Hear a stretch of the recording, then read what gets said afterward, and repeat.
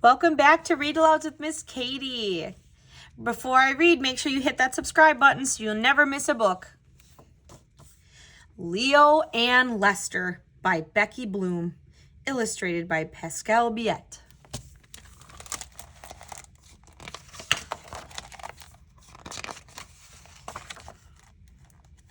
Lester and his friend Leo were going into town together. "Please be careful, Lester," said his grandmother, "and try to be considerate to others." "Of course," said Lester. "I always know how to behave. Listen, please may I have a hat, Grandma?" "Thank you, Grandma." "Excuse me, Grandma." "There's more to good manners than saying please, thank you, and excuse me, Lester," said Grandmother. "Why not let Leo help you brush up on your manners?" So Leo agreed to give Lester some lessons.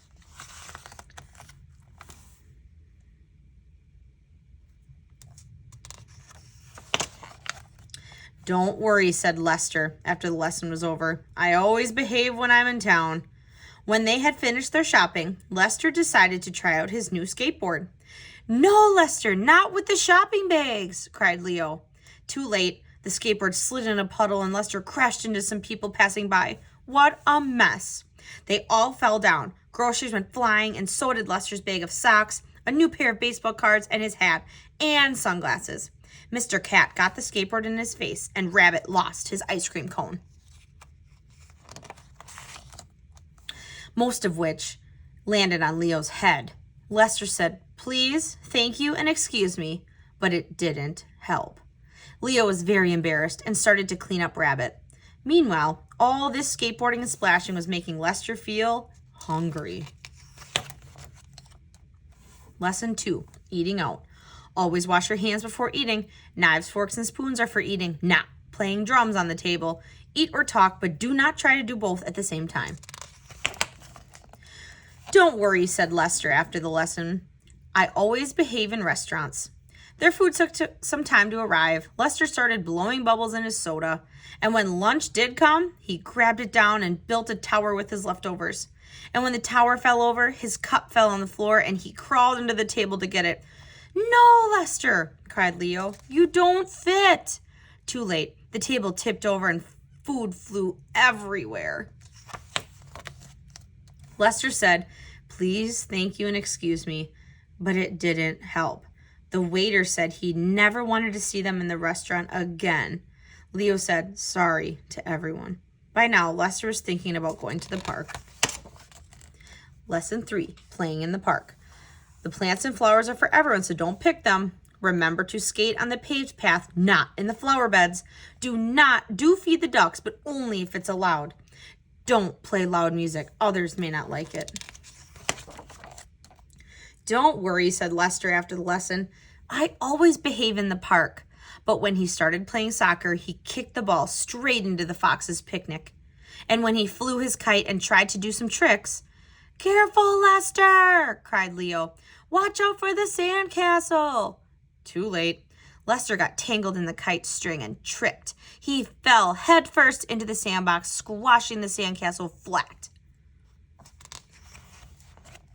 Lester said, "Please, thank you, and excuse me," but it didn't help.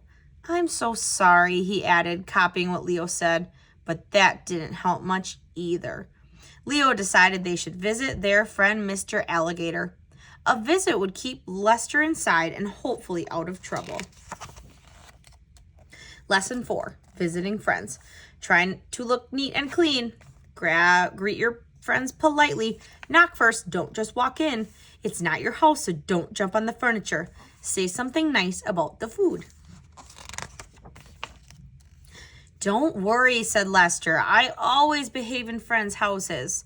But he was feeling thirsty, so he opened the refrigerator without asking, slurped down all the milk, and spilled some of it on the floor.